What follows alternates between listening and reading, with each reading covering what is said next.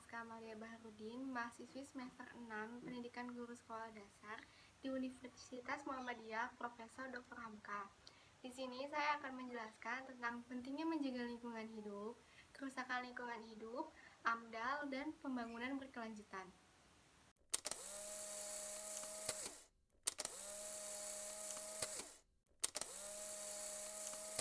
Lingkungan hidup adalah suatu ruang dengan semua benda, daya, keadaan, dan makhluk hidup, termasuk manusia dan perilakunya yang berpengaruh pada kelangsungan kehidupan dan kesejahteraan manusia serta makhluk hidup lainnya. Lingkungan hidup terdiri atas dua unsur atau komponen. Unsur atau komponen yang pertama adalah unsur atau komponen makhluk hidup biotik, dan yang kedua unsur atau komponen makhluk hidup abiotik. Di antara unsur-unsur atau komponen tersebut terjadi sebuah hubungan timbal balik, saling mempengaruhi, dan ketergantungan satu sama lain. Makhluk hidup yang satu berhubungan secara timbal balik dengan makhluk hidup lainnya dan dengan benda mati di lingkungan sekitarnya. Adanya hubungan timbal balik antara makhluk hidup dengan lingkungannya menunjukkan bahwa makhluk hidup dalam kehidupannya selalu berinteraksi dengan lingkungan di mana ia hidup. Makhluk hidup akan mempengaruhi lingkungannya, dan sebaliknya, perubahan lingkungannya akan mempengaruhi pula kehidupan makhluk hidup.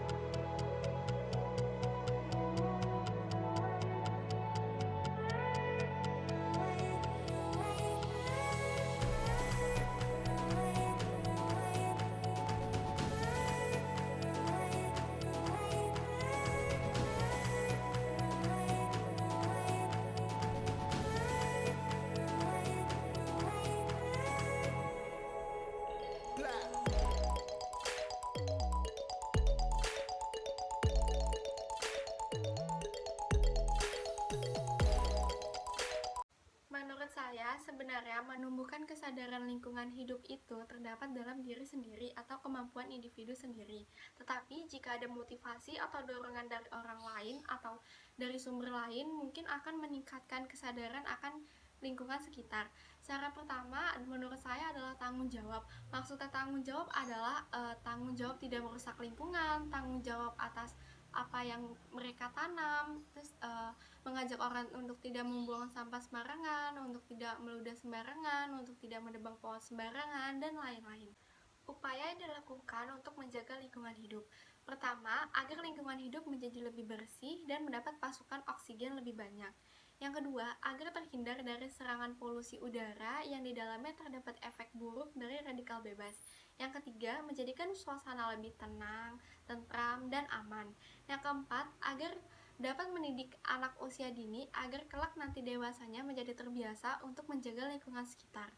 Yang kelima, agar dapat menciptakan kondisi lingkungan yang dapat dibanggakan dan menjadi salah satu upaya melestarikan budaya kebersihan pada generasi muda berikutnya. Yang keenam, agar mendapat pasokan air bersih untuk kebutuhan masyarakat berupa mata air, air sumur, dan air tanah yang diambil menggunakan mesin khusus. Yang ketujuh, agar dapat mencegah banjir. Karena sampah yang tidak dibersihkan secara menyeluruh oleh masyarakat dapat menyumbat saluran air yang mengakibatkan air hujan tidak dapat mengalir secara baik. Yang kedelapan, agar pemandangan sekitar nampak lebih indah dan menarik untuk dipandang. Yang kesembilan, agar menyebabkan masyarakat sekitar semakin mencintai kebersihan. Dan yang kesepuluh adalah sebagai simbol masyarakat yang berbudaya. Menurut saya, karena pandemi ini, orang-orang sudah sadar akan kesadaran lingkungan, di mana mereka merawat tumbuhan di sekitar lingkungan rumahnya atau bahkan di dalam rumahnya. Bahkan walaupun ada harga tanaman yang lebih mahal, tetap mereka beli untuk menjaga kelestarian di lingkungan rumahnya.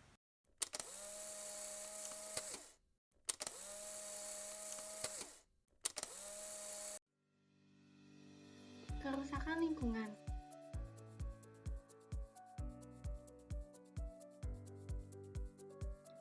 Kerusakan lingkungan adalah proses di mana lingkungan alami terancam.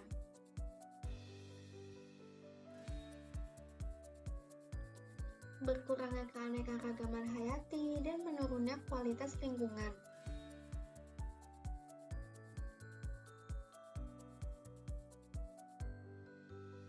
Kerusakan lingkungan terjadi dalam banyak jenis.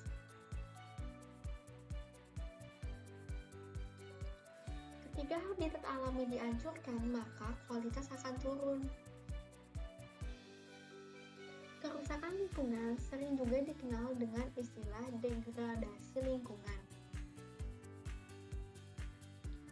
Kerusakan lingkungan berpengaruh pada lingkungan secara langsung atau tidak langsung. Jenis kerusakan lingkungan bisa berupa pencemaran pada air, tanah, dan udara. Contoh kerusakan lingkungan adalah pencemaran air. Pencemaran air dapat terjadi secara sengaja maupun tidak sengaja.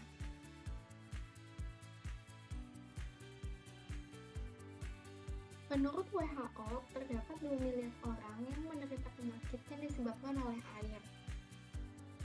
Sumber air semakin dicemari oleh limbah industri yang tidak diolah.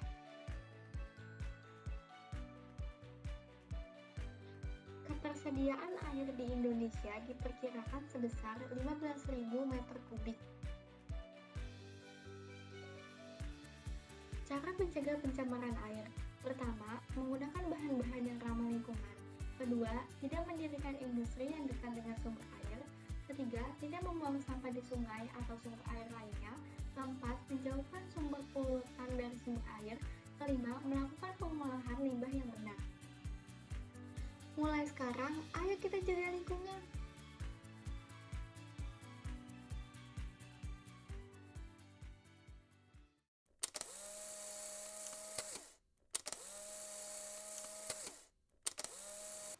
Pembangunan adalah suatu proses perubahan yang dilakukan secara terus-menerus untuk menuju suatu kondisi atau keadaan yang lebih baik dengan berdasarkan norma tertentu.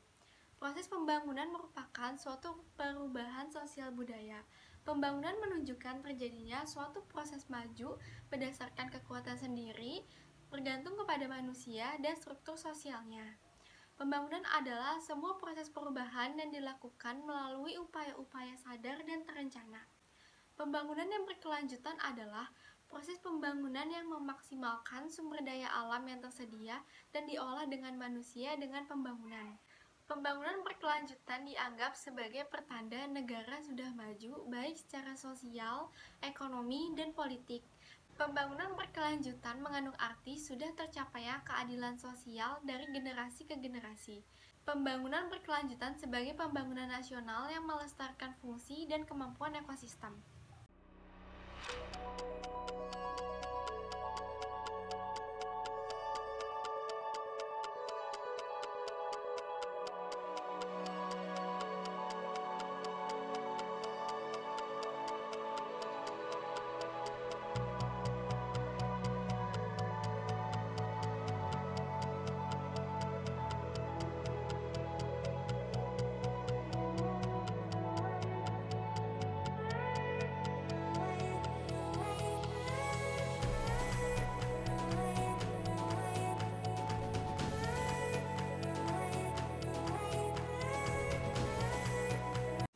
Tujuan pembangunan berkelanjutan telah menjadi komitmen bersama, baik pada tingkat nasional maupun pada tingkat daerah. Kalau kita membicarakan tentang pembangunan berkelanjutan, maka ada dua aspek penting saling mempengaruhi satu sama lain. Pertama ada aspek lingkungan dan kedua ada aspek pembangunan. Konsep dasar pembangunan berkelanjutan berawal dari kebutuhan hidup manusia yang tidak terbatas jumlahnya, yang tidak sejalan dengan keberadaan sumber daya alam yang terbatas. Oleh karena itu, pelestarian sumber daya alam harus diperhatikan. Konsepsi pembangunan berkelanjutan dan pembangunan berwawasan lingkungan dipadukan dalam Undang-Undang Nomor 32 Tahun 2009 yang dijelaskan bahwa pembangunan berkelanjutan atau berwawasan lingkungan adalah upaya sadar yang terencana yang memadukan antara aspek lingkungan hidup, sosial, ekonomi ke dalam strategi pembangunan untuk menjamin keutuhan lingkungan hidup serta keselamatan, kemampuan, kesejahteraan, dan mutu hidup dari generasi masa kini ke generasi yang akan datang. Secara garis besar, pembangunan berkelanjutan yang berwawasan lingkungan merupakan Pembangunan yang tidak mengabaikan kelestarian lingkungan, menjaga keharmonisan lingkungan dan sumber daya agar pembangunan berkelanjutan bagi generasi kini ke generasi nanti dapat ditopang oleh keberadaan lingkungan dan sumber daya alam yang lestari. Dalam hal ini, pembangunan berkelanjutan yang berwawasan lingkungan berarti mengelola sumber daya untuk meningkatkan kesejahteraan generasi masa sekarang tanpa mengurangi kemampuan generasi yang masa akan datang untuk mengelola sumber daya guna meningkatkan kesejahteraannya.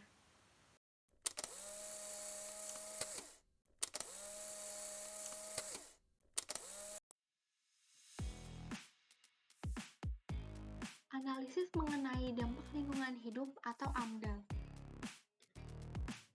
AMDAL adalah kajian mengenai dampak penting suatu kegiatan yang direncanakan pada lingkungan hidup yang diperlukan bagi proses pengambilan keputusan tentang penyelenggaraan kegiatan.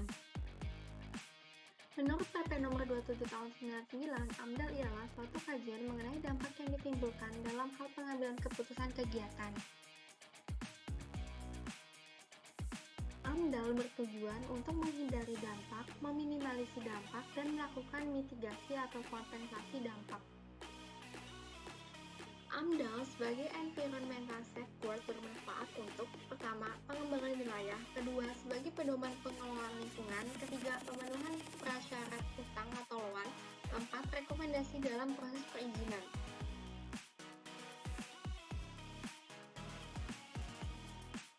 Pentingnya AMDAL adalah menjaga rencana usaha atau kegiatan agar tidak memberi dampak buruk bagi lingkungan. Manfaat AMDAL bagi pemerintah untuk mencegah pencemaran dan kerusakan lingkungan dan menjaga agar pembangunan sesuai dengan prinsip pembangunan.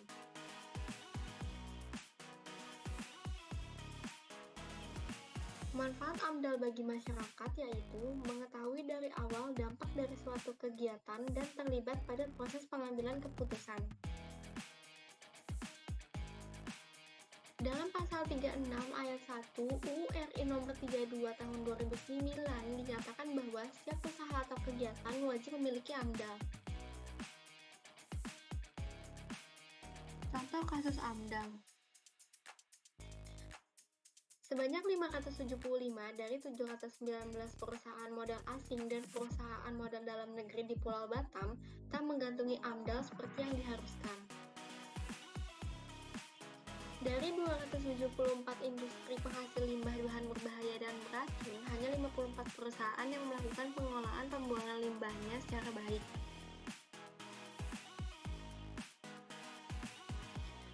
Sisanya membuang limbahnya ke laut lepas atau dialihkan ke sejumlah danau penghasil air bersih.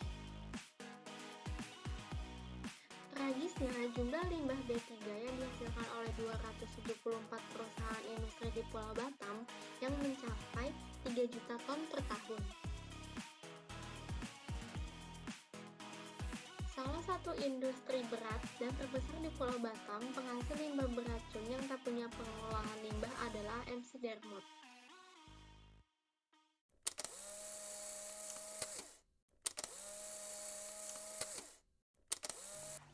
Lingkungan hidup sudah menjadi keharusan yang harus kita jaga. Bila terjadi kerusakan lingkungan, itu akan bersifat fatal bagi kelangsungan hidup manusia. Kita semua harus mengatasinya dan memperbaiki masalah tersebut. Pelaku kerusakan lingkungan harus mendapat pelajaran atau peringatan, bahkan hukuman, karena telah membahayakan dirinya dan orang sekitarnya. Sudah seharusnya kesadaran manusia dalam mengelola lingkungan hidup harus lebih ditingkatkan untuk melestarikan lingkungan, karena lingkungan merupakan penunjang hidup manusia dan tempat hidup manusia. Apabila lingkungan buruk, maka kehidupan manusia juga akan kena imbasnya. Pelestarian lingkungan dapat dilakukan dengan berbagai cara yang bisa dilakukan manusia. Demikian penjelasan saya sebagai aktivis lingkungan, kurang lebihnya mohon maaf. Wassalamualaikum warahmatullahi wabarakatuh.